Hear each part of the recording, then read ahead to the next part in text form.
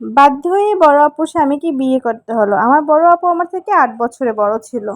আমার বড় আপুর যখন বিয়ে হয় আমি তখন ক্লাস 10 এ পড়তাম। আমার বড় আপুর বিয়ের পরে সে ঢাকা চলে গেল। আমার যখন ইন্টার কমপ্লিট হয় তখনই আমি আপুর বাসায় চলে যাই ঢাকাতে। সেখানে বসে লেখাপড়া করি। আমার যখন অনার্স ফার্স্ট ইয়ারে পড়ি তখন আপুর বাচ্চা কনসেপ্ট করলো। বাচ্চা কনসেপ্ট করার পর থেকে আপু অনেকটাই অসুস্থ হয়ে পড়ল। আমি আপুর মোটামুটি সব খেয়ালই রাখতাম। যেহেতু আপুর শ্বশুরবাড়িতে তেমন কেউই ছিল না, শুধু ভাইয়া ছিল। আপুর শাশুড়ি অনেক আগেই দুনিয়া থেকে বিদায় নিয়েছে। আপুর এক ননদ ছিল, সে তার স্বামীর সঙ্গে দেশের বাহিরে থাকতো। এভাবে করে দেখতে দেখতেই আপুর ডেলিভারিতে চলে আসলো। আপুর ডেলিভারি হলো। আপুর একজন ছেলে হলো।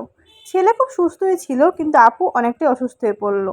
আপুকে আইসিইউতে নেওয়া লাগলো। আইসিইউতে 3 দিন থাকার পর আপু ভালোই সুস্থ হলো। তারপর 7 দিন ক্লিনিকে থাকার পরে বাসায় আসলাম। তা বাসায় আসার প্রায় 15 দিন পরে আপু হঠাৎ করে একদিন রাত্রে অনেকটাই অসুস্থ হয়ে পড়লো। আপুকে নিয়ে তড়িঘড়ি করে আবার ক্লিনিকে চলে গেলাম। তো ক্লিনিকে যাওয়ার পর ডাক্তার বলল অবস্থা খুব সিরিয়াস, এখনই আইসিইউতে নিতে হবে। আপুকে আবার আইসিইউতে ভর্তি করা হলো। এক রাত থাকার পরে পরের দিন সকালবেলা ডাক্তার বলল আপুর অবস্থা তেমন একটা ভালো না। কিছুক্ষণ পরেই শুনতে পেলাম আপু আর এই দুনিয়াতে নেই, এই দুনিয়া থেকে বিদায় নিয়েছে।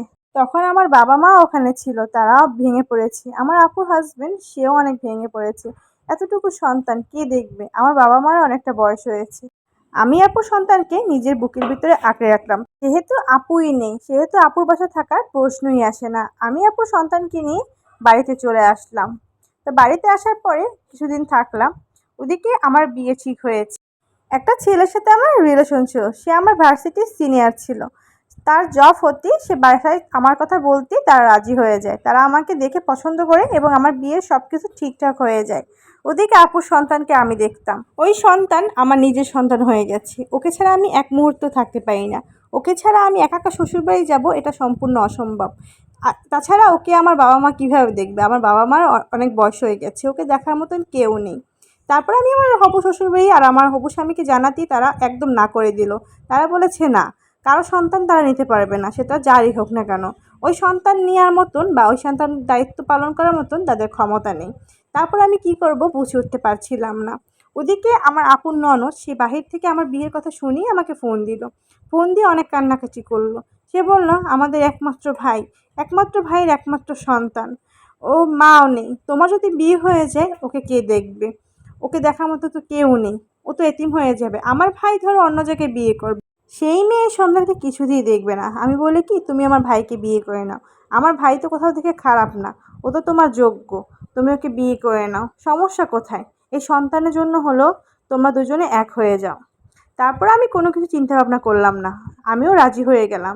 আমার বাবা মাকে বলতেও তারা কোনো কিছু আর চিন্তা ভাবনা করলো না। তারপর আমার আর আপুর হাজব্যান্ডের বিয়ে হয়ে গেল, যে আমার বর্তমান হাজব্যান্ড।